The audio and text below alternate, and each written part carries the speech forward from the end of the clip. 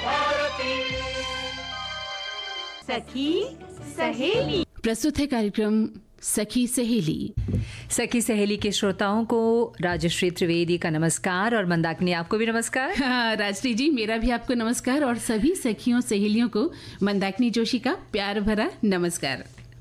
क्या बात है, बहुत खूबसूरत सा गुलाबी सा रंग आपने पहन रखा है मंदाकिनी। आपने भी तो एक खूबसूरत लाल रंग पहन रखा है। हाँ भाई, मंदाकिनी गुलाबी रंग जो है वो प्यार, रोमांस और चंचलता का प्रतीक माना जाता है और ये रंग लाल रंग से भी जुड़ा हुआ है और एक संयमित जीवन शैली अपनाता है गुलाबी रंग पसंद करने वाला व्यक्ति, ऐसा सुना है मैंने। और उस लिहाज से आप और मैं दोनों ही जुड़ गए हैं। आपने कहा ना कि गुलाबी रंग लाल रंग से जुड़ा हुआ है और आपने कहा प्यार और रोमांस का प्रतीक है, तो आज इस कार्यक्रम में हम भी प्यार और रोमांस करेंगे अपनी सखियों के साथ। बिल्कुल। और मैं भी आपको बताना चाहती हूँ कि जो लाल रंग है ना वो शक्ति और आत्मविश्वास का प्रतीक है। लाल रंग उमंग और साहस का भी प्रतीक है और आपको देखकर ऐसा लगता है कि आप कितनी आत्मविश्वासी महिला हैं। शुक्रिया। और आज भाई हम आज की महिला आत्मनिर्भर और स्वतंत्र, ये भी एक विषय है हमारे आज के इस कार्यक्रम का। जी बिल्कुल, जहाँ राजश्री जी हो वहाँ आत्मनिर्भर और स्वतंत्र महिलाओं का जिक्र न हो, ऐसा हो नहीं सकता है। नहीं, हम सब आज तो वक्त बहुत बदल गया मंदाकिनी, और आप भी एक स्वतंत्र और आत्मनिर्भर महिला है। हमारे दफ्तर में बहुत ऐसी महिलाएं काम करती हैं, कार्यरत हैं, जो आत्मनिर्भर है, जाहिर है यहाँ काम कर रही हैं। तो बिल्कुल। और क्या, और देखिए अंतर्राष्ट्रीय हकलाना जागरूकता दिवस पर भी हम बात करेंगे और सबसे बड़ी बात कि स्वच्छता ही जीवन है, इस पर भी आज चर्चा होगी। और गीत मंजरी कार्यक्रम में हम बात करेंगे मेहंदी पर। बिल्कुल, अभी करवा चौथ बीता है ना, पिछले संडे को था, मतलब 2 दिन हुए हैं। बिल्कुल। तो इसलिए वो जो रंगों में चटक है ना, वो हम अपने आसपास अब भी देख सकते हैं। हाथों लगी मेहंदी और भी बहुत कुछ हमारी सखियों ने भी मेहंदी रचाई होगी। और आजकल तो मेहंदी फैशन के रूप में भी हो गई है ना। जिनको देखें, हम बहनों को देखते हैं पूरे हाथ में मेहंदी लगाती हैं और उसमें कितनी सुंदर डिजाइन होती है, कारीगरी होती है। ये भी महिलाओं को आत्मनिर्भर बनाने का एक व्यवसाय है ना। बिल्कुल। और मंदाकिनी, हम बात करने जा रहे हैं स्वच्छता जो है उस विषय पर। जी हाँ, जैसा कि हमने अपनी बहनों को बताया कि स्वच्छता कितनी ज़रूरी है और स्वच्छता ही जीवन है, इस विषय पर हम बातचीत करेंगे। और इसी से संबंधित गीत हमने अभी आपको सुनवाया भी था कि ये हरियाली और ये रास्ता, यानी प्रकृति के करीब रहना बेहद ज़रूरी है। और जिस तरह से प्रकृति हमें बराबर ये एहसास दिला रही है कि आप मेरा दोहन कम करें और आसपास स्वच्छता को बनाए रखें, उस हिसाब से आज इस पर बात करनी बेहद ज़रूरी है। बिल्कुल। तो मैं आपको बताना चाहती हूँ बहनों कि स्वच्छता एक महत्वपूर्ण आदत है जो हर किसी को अपनानी चाहिए। अच्छी सेहत और गुणवत्तापूर्ण जीवन शैली बनाए रखने के लिए भी स्वच्छता बेहद ज़रूरी है। परिवार के सदस्यों और पूरे देश के स्वास्थ्य को बनाए रखने में स्वच्छता बहुत महत्वपूर्ण कार्य करती है, क्योंकि स्वच्छता और सफाई की कमी से कई घातक बीमारियां हो सकती हैं।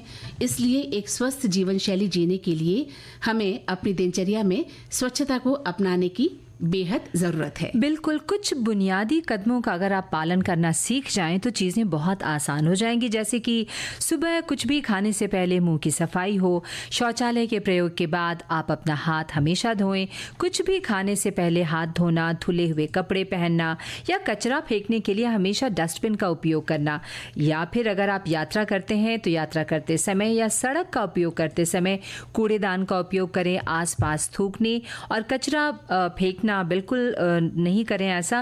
प्लास्टिक की थैलियों का उपयोग नहीं करें। और हाँ, सकारात्मक माहौल, साफ सुथरे वातावरण में रहने से भी मानसिक शांति मिलती है और अच्छा स्वास्थ्य मिलता है। बिल्कुल राजश्री जी, आपने बिल्कुल सही कहा कि स्वच्छ वातावरण में ही स्वस्थ शरीर और स्वस्थ मस्तिष्क का विकास होता है और इससे न तो बीमारियां बढ़ती हैं, न पेयजल और खाद्य पदार्थ दूषित होते हैं और न ही पर्यावरण पर बुरा प्रभाव पड़ता है। बिल्कुल, शारीरिक स्वच्छता के साथ साथ साथ मानसिक स्वच्छता भी जरूरी है सखियों। अपने मन की भी देखभाल करें। इसके बारे में WHO खुद ये स्पष्ट करता है कि मानसिक स्वास्थ्य का एक अभिन्न अंग है। वास्तव में मानसिक स्वास्थ्य के बिना कोई स्वास्थ्य नहीं है। जी बिल्कुल सही कहा आपने। और मानसिक अस्वस्थता के कारण ही हम डिप्रेशन के शिकार भी हो जाते हैं। और राजश्री जी, डिप्रेशन की जो समस्या है ना, एक आम समस्या हो गई है, बहुत ज्यादा, है ना। आपने देखा होगा जो हमारे बच्चे हैं युवावस्था में, वो डिप्रेशन का शिकार हो जाते हैं। उसके कई कारण हो सकते हैं, लेकिन मानसिक अस्वस्थता सबसे बड़ी इसका कारण होता है। तो अपने दिलो दिमाग को हर चीजों के लिए मजबूत रखें, प्राकृतिक चीजों के बीच रहें, मानसिक बीमारी से बचने के लिए शारीरिक स्वास्थ्य का ध्यान रखें। और मंदाकिनी, हमारे बहुत सारे श्रोताओं ने हमें बहुत अच्छे अच्छे संदेश भेजे हैं। एक श्रोता ने लिखा है कि स्वच्छता मतलब स्व प्लस अच्छता, मतलब खुद अच्छा रहना। स्वच्छता और स्वास्थ्य एक दूसरे के साथ जुड़े हैं। स्वच्छता खुद की हो या अपने घर परिवार की हो या मोहल्ले की या पूरे गांव की, जब ये सभी स्वच्छ रहेंगे तभी हमारे साथ पूरा गांव, पूरा देश स्वच्छ और स्वस्थ रहेगा। स्वच्छता ही सुखमय जीवन है। आगे एक श्रोता लिखते हैं कि स्वच्छता ही जीवन है का मतलब है कि स्वच्छता हमारे जीवन का एक अहम पहलू है जो हमारे शारीरिक और मानसिक स्वास्थ्य को बेहतर बनाता है। और आपने लिखा है कि स्वच्छता एक ऐसा महत्वपूर्ण अभियान है जो स्वयं, समाज और पर्यावरण के लिए फायदेमंद है। स्वच्छता के महत्व, स्वस्थ रहने का माध्यम। स्वच्छता अपनाकर हम खुद को रोगों से बचा सकते हैं और स्वस्थ रह सकते हैं। ये बीमारियों के प्रसार को रोकता है और अच्छे स्वास्थ्य को सुरक्षित रखता है। जी हाँ राजश्री जी, हमारी एक सखी लिखती हैं कि स्वच्छता का अर्थ है साफ रहने की आदत। सफाई से रहने से जहाँ शरीर स्वस्थ रहता है, वहीं स्वच्छता तन और मन दोनों की खुशी के लिए आवश्यक है। स्वच्छता सभी लोगों को अपनी दिनचर्या में अवश्य ही शामिल करनी चाहिए। बिल्कुल। और आपने लिखा है, एक श्रोता ने, कि महात्मा गांधी ने कहा था स्वच्छता ही सेवा है। हमारे देश के लिए, हमारे जीवन में स्वच्छता की बहुत जरूरत है। गंदगी हमारे आसपास के वातावरण और जीवन को प्रभावित करती है। हमें व्यक्तिगत और आसपास भी सफाई अवश्य रखनी चाहिए और दूसरों को भी इसके लिए प्रेरित करना चाहिए। तो हमारे एक श्रोता और लिखते हैं कि स्वच्छता शारीरिक और आध्यात्मिक दोनों ही दृष्टि से मानव जीवन का एक बहुत ही आवश्यक घटक है। बहुत शानदार बात लिखी है उन्होंने। हाँ। आध्यात्मिक स्वच्छता का अर्थ है अपने धर्म की मान्यताओं और रीति रिवाजों का पालन करना। दूसरी ओर भौतिक स्वच्छता मानवता के कल्याण और अस्तित्व के लिए बेहद जरूरी है। क्या बात है। और एक श्रोता लिखते हैं कि स्वच्छता ही जीवन है। जीवन में स्वच्छता रखना बहुत जरूरी है, चाहे घर हो या बाहर हो। आप स्वच्छ रहेंगे तो ही आप खुश रह पाएंगे और आपके आसपास के लोग भी खुश रह पाएंगे। इसलिए जरूरत है कि अपने जीवन में स्वच्छता लाएं। बिल्कुल, आप सही लिख रहे हैं। और आगे हमारे एक श्रोता लिखते हैं कि जीवन में स्वच्छता से तात्पर्य स्वस्थ होने की अवस्था से भी है। स्वच्छता एक अच्छी आदत है जो हमारे जीवन की गुणवत्ता को बढ़ाती है। ये हमारे जीवन का एक महत्वपूर्ण अंग है। हमारे लिए शरीर की भी स्वच्छता बेहद जरूरी है, जैसे कि रोज नहाना, स्वच्छ कपड़े पहनना, दांतों की सफाई करना, नाखून काटना आदि आदि। कितना आसान है स्वस्थ रहना या स्वच्छ रहना, लेकिन फिर भी हमें लगता है कि हम सबको बहुत और ज्यादा जागरूक होने की जरूरत है। और एक और संदेश है कि स्वच्छता का अर्थ है सफाई से रहने की आदत। सफाई से रहने से जहाँ शरीर स्वस्थ रहता है, वहीं स्वच्छता तन और मन दोनों की खुशी के लिए जरूरी है। स्वच्छता सभी लोगों को अपनी दिनचर्या में जरूर ही शामिल करना चाहिए। महात्मा गांधी ने कहा था स्वच्छता ही सेवा है।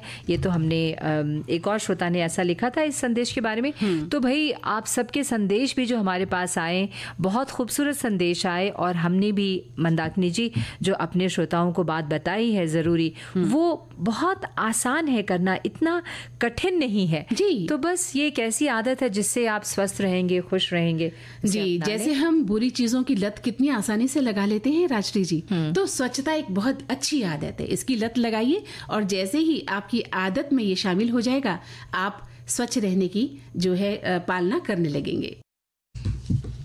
अच्छा मंदाकिनी, एक बात बताएं। प्रश्न ये भी उठता है कि महिलाओं को आत्मनिर्भर क्यों होना चाहिए? अरे आपने तो एक ज्वलंत सवाल मुझसे कर लिया है कि महिलाओं को आत्मनिर्भर क्यों होना चाहिए, और इस पर ही हम अक्सर चर्चा करते हैं कि महिलाओं को आजकल आत्मनिर्भर होना बेहद जरूरी है। तो अगर महिलाएं आर्थिक रूप से आत्मनिर्भर होगी राष्ट्रीय जी, तो उनमें आत्मविश्वास होगा, और अगर आत्मविश्वास होगा तो वो घर, परिवार और देश को चला सकती हैं। बिल्कुल, क्योंकि कई जगहों में, परिवारों में आज भी जो बहुत संपन्न परिवार हैं, वहाँ पे महिलाओं को नहीं काम करने दिया जाता। कहा जाता है कि क्यों जरूरत है, जब इतना संपन्न है, चाहे वो व्यवसाय हो, बहुत बड़े व्यापारी हो, तो उन्हें लगता है कि नहीं। लेकिन चलो ठीक है, शौक से वो अपनी मर्जी से न करें, ये और बात है, लेकिन उन्हें ये कहा जाए कि न करो, ये मुझे लगता है कि थोड़ा सा बुरा लगता है ना। तो भाई, नारी शक्ति का ही दूसरा नाम है, और सशक्त नारी हमारे देश की पहचान है। एक आत्मनिर्भर महिला बनने के लिए अपने स्वभाव के अनुरूप कला, कौशल या अपने कार्य क्षेत्र का चयन करना चाहिए, और सबसे पहले हमें शिक्षित होना बहुत जरूरी है। बिल्कुल राष्ट्रीय जी, और साथ ही सखियों को जो है ना, हम ज्ञान और कौशल के साथ अपने आत्मविश्वास को बढ़ाएं। ऐसा भी हम उनसे कहेंगे कि हम अपने ज्ञान और कौशल को कैसे बढ़ा सकते हैं, और ऐसा करने से हम अपने आत्मविश्वास को बढ़ा सकते हैं। कहते हैं कि आत्मनिर्भर महिला समाज में बदलाव लाने में सक्षम होती है। तो शिक्षा और आर्थिक स्वतंत्रता से हम अपने सपनों को पूरा कर सकती हैं, और आत्मनिर्भरता आपके भीतर मजबूती पैदा करती है और आपका मनोबल बढ़ाती है। अभी आपने मुझसे पूछा था ना कि आत्मनिर्भर बनना क्यों जरूरी है, तो आत्मनिर्भरता हमारे अंदर क्या एक मजबूती पैदा करती है। बिल्कुल, और आत्मविश्वास तो बढ़ाता ही है। और एक महत्वपूर्ण बात यह भी है कि महिलाएं मीडिया क्रांति के इस परिदृश्य में अपनी बौद्धिकता और आगे बढ़ने की जागरूकता के कारण आज एक नया भारतीय परिवेश बनाने में सक्षम हो गई हैं। जी हाँ, ये मुद्दा आपने बहुत शानदार उठाया है राष्ट्रीय जी, कि जो मीडिया क्रांति हुई है उससे आज जब पूरा विश्व एक ग्लोबल गांव का परिदृश्य धारण कर चुका है, तो इसका भारत देश पर भी गहरा प्रभाव पड़ा है। आज भारतीय जनमानस अपनी नई आंखों से पूरे विश्व को देख रहा है, और इस पूरे परिदृश्य में भारतीय महिलाएं अपनी अग्रणी भूमिका से हमारे सामने हैं। बिल्कुल, और आज इस नई शताब्दी में नारी अपने नए आसमां को तलाशती नजर आ रही है। इस नई भारतीय मीडिया संस्कृति ने, इस नए माहौल ने महिलाओं के लिए खुला संसार पैदा कर दिया है, जहां वे अपनी सोच को एक नई परवाज दे सकती हैं। जी बिल्कुल सही कहा। और इस नई भारतीय मीडिया संस्कृति ने इस नए माहौल में महिलाओं के लिए खुला संसार तो पैदा कर ही दिया है, साथ ही आज इस उपभोक्ता संस्कृति के चलते महिला को घर परिवार के साथ साथ पास पड़ोस, फैशन, आचार व्यवहार, पहनावा और घर की साज सज्जा सभी में एक नयापन भी नजर आता है। आज आपने देखा होगा महिलाएं पहले से काफी बदल गई हैं, अपना ध्यान रखती हैं। बिल्कुल बिल्कुल, और इस क्रांति में महिलाओं के लिए अनेक द्वार खोल दिए हैं, उन्हें उनकी क्षमता से परिचित करवाया गया है। ये बदलाव क्रांति का वो अंकुर है जो पीछे धीरे धीरे पनपता है, बढ़ता है और ऊंचाइयां पाता है। जी बिल्कुल राष्ट्रीय जी, हम तो उन बहनों से कहना चाहेंगे जो अपना ध्यान नहीं रखती हैं। कई बार क्या होता है कि बहनें भावुकता में अपने पति और बच्चों का ध्यान ज्यादा रखती हैं और खुद भूखा रहती हैं। हाँ। हमारे साथ ऐसी बहुत सी सखियां हैं जो कहती हैं कि भाई मेरे पति 4 बजे खाना खाते हैं तो मैं भी 4 बजे तक भूखी रहती हूँ और उनके साथ खाना खाती हूँ। या किसी के पति शाम को देर शाम तक ऑफिस से घर पहुंचते हैं, तब तक वो इंतजार करती रहती हैं। अच्छी बात है, एक सुखी परिवार के लिए बहुत जरूरी है, लेकिन आपको अपने स्वास्थ्य का भी ख्याल रखना उतना ही जरूरी है। बिल्कुल, आप स्वस्थ रहेंगी तभी तो आप परिवार के बाकी अन्य सदस्यों का ख्याल रख सकती हैं। बिल्कुल, है ना।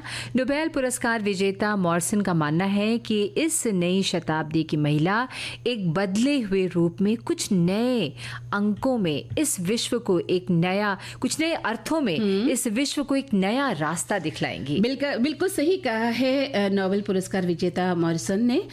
तभी तो किसी ने लिखा है, ना कटूंगी, ना जलूंगी, ना मरूंगी, मैं थी, मैं हूँ, मैं रहूंगी। क्या बात है।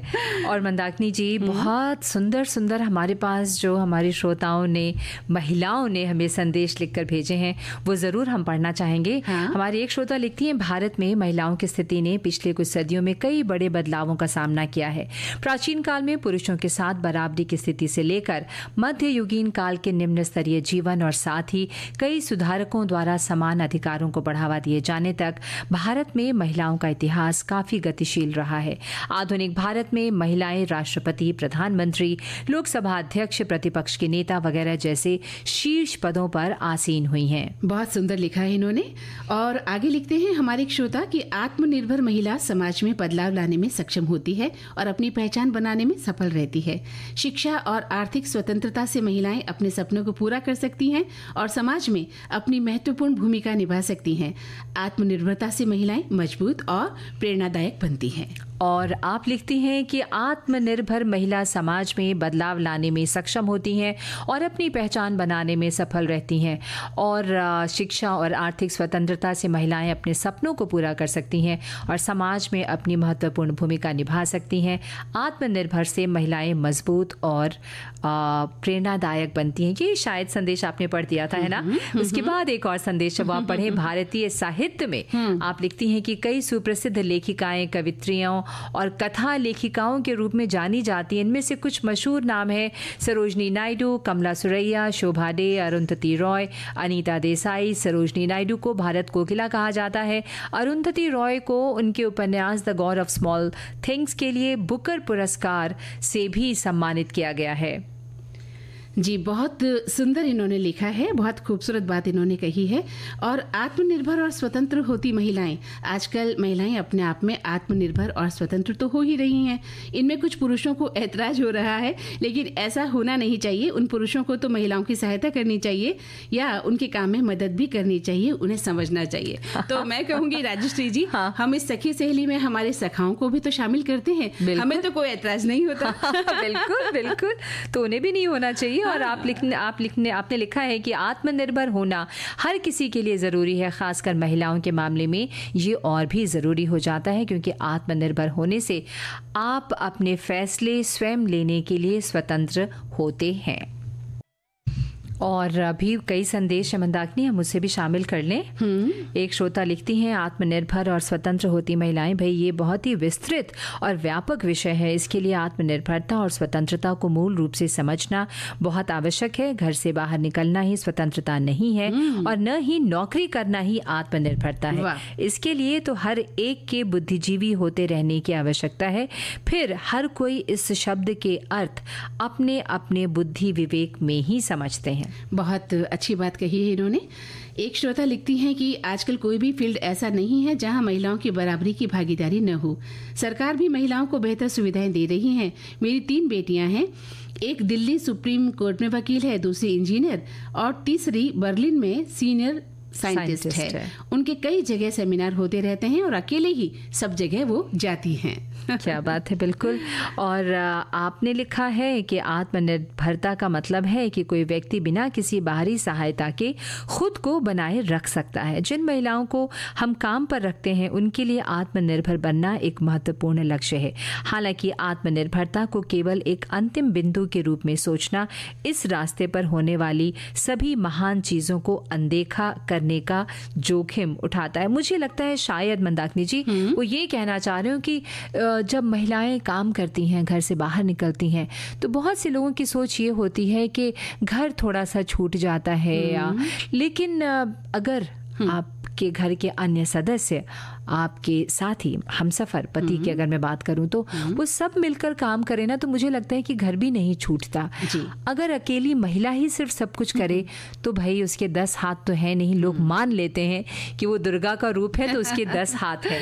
और महिलाएं जो है वो मल्टीटास्किंग करती भी हैं, लेकिन मुझे लगता है ऐसा, आप मुझे करेक्ट कीजिए अगर मैं गलत कह रही हूँ, कि वो भी तो इंसान है ना। हम उनको क्यों सुपर ह्यूमन, सुपर वुमन कह कर उनको ये उनके जहन में बिठा दें कि भाई नहीं तुम्हारे 10 हाथ हैं और वो सब कुछ कर लेती है।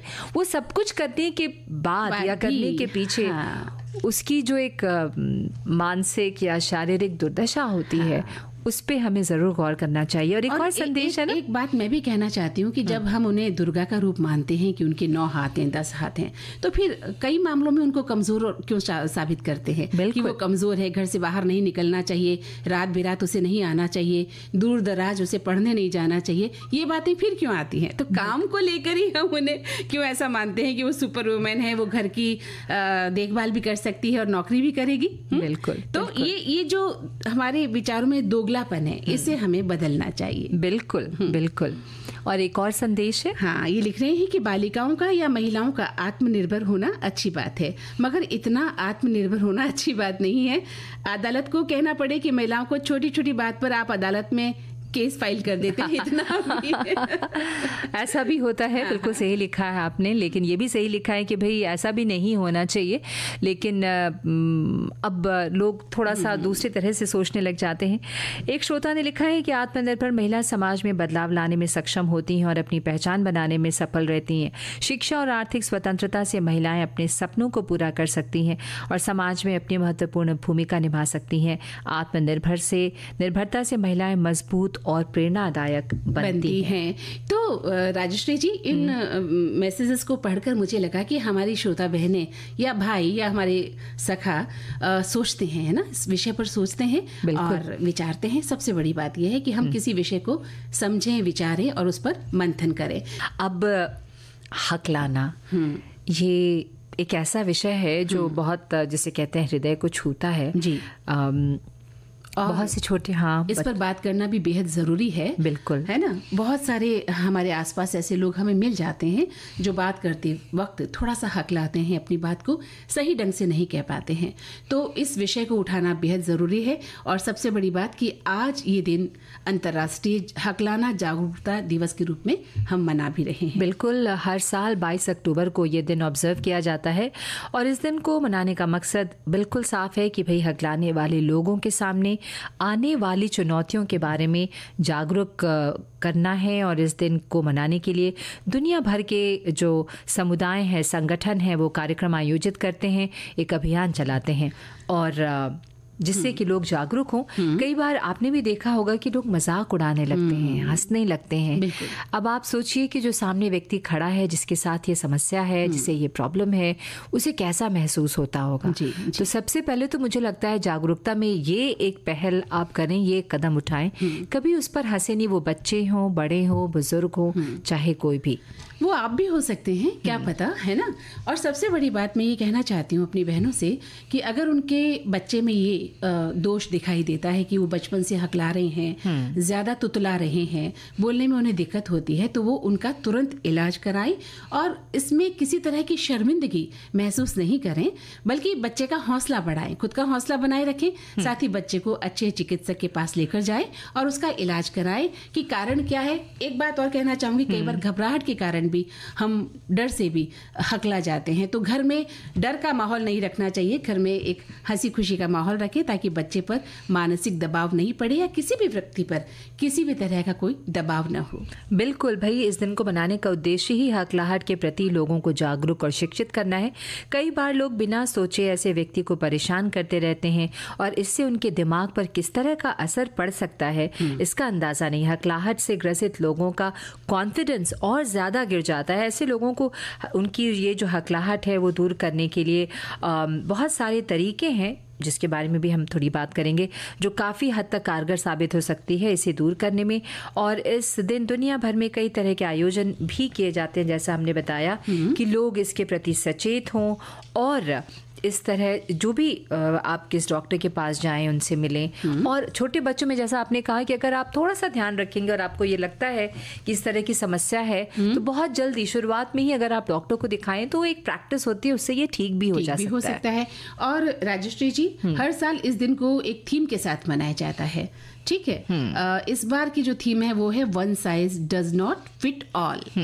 बिल्कुल, कितनी अच्छी बात। हाँ, और भाई इसकी जो देखभाल है, बच्चों में हकलाहट की पहचान आप करें और उससे निपटना तो बहुत ज़रूरी होता ही है। जितनी जल्दी इस ओर ध्यान दिया जाएगा, बच्चे में इसकी स्थिति बिगड़ने से रोकने या इसे दूर करने की संभावना भी ज़्यादा होगी। जी बहनों, एक बात और कहना चाहेंगे कि ये एक स्पीच डिसऑर्डर है जो बोलने की गति में रुकावट के कारण होता है। ये आवाज़, अक्षरों में दोहराव, बोलने में लंबा समय या झिझक के रूप में सामने आ सकता है। तो हकलाहट के पीछे जेनेटिक और पर्यावरण से जुड़े कारण हो सकते हैं।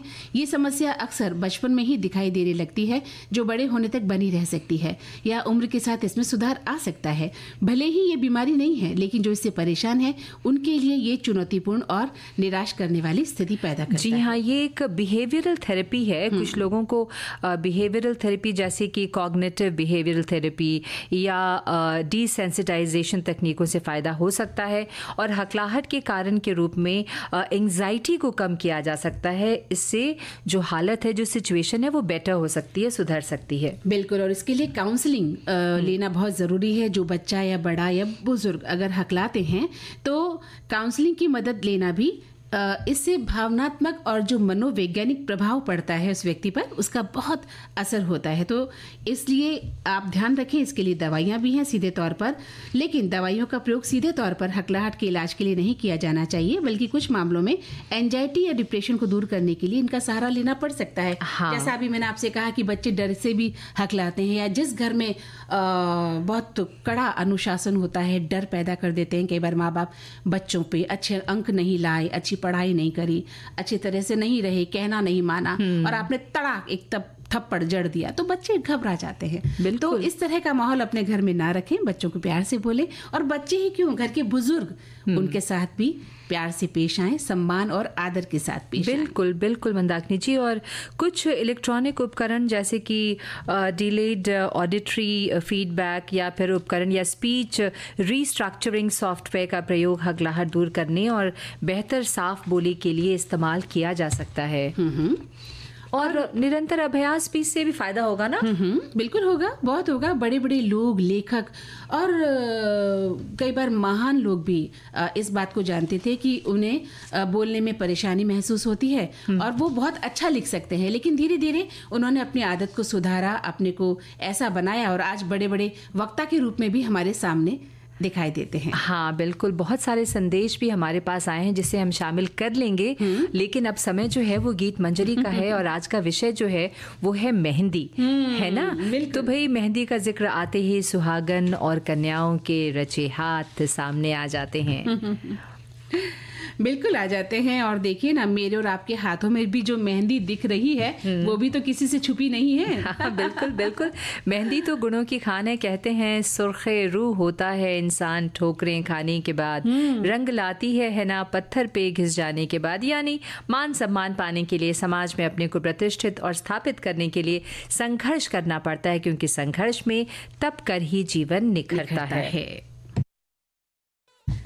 हथेलियों पर फूल खिलाकर संपन्नता से लेकर विपन्नता तक हर वर्ग की महिलाओं के जीवन में उत्फुल्लता का रंग भर देने वाली मेहंदी स्वयं पिसकर सुर्ख रूह हो जाती है। पर घर्षण या यूं कहें पिसने का रोना कभी नहीं रोती, बल्कि खुशियां ही खुशियां बिखेरती हैं। बिल्कुल, मेहंदी आज भी महानगरीय सभ्यता से भी जुड़ी हुई है, और लेकिन उतनी ही शिद्दत से वो गांवों से लेकर शहरों तक को अपनी गिरफ्त में ले रही है। रचकर रंग दिखाती है, सुंदरता निखारती है, दुल्हन के हाथों का सौंदर्य मनभावन सजाती है। भारतीय नारी की पहचान स्थापित करने वाली मेहंदी पारंपरिक श्रृंगार साधनों के बीच दिनों दिन लोकप्रियता ही हासिल कर रही है। नववधु की हथेली हो या अति संपन्न घरानों की स्वयं गहनों से लदी महिलाएं भी हथेली से लेकर बांह तक मेहंदी लगाती हैं। पाश्चात्य प्रसाधन सामग्रियों की बाढ़ में भी मेहंदी अपना स्थान बनाए हुए है। कभी सुहागन और कन्याओं के हाथों में लगाई गई, कभी दुल्हन स्त्री के हाथों पैरों में रचाई गई, और उम्र के होने पर जैसे ही उम्र ने हौले से दस्तक दी तो श्वेत बालों में भी लगाई गई। तो अब हमारे जाने का समय हो रहा है। मैं राजश्री त्रिवेदी और मैं मंदाकिनी जोशी चाहती हैं इजाजत। नमस्कार। विविध भारती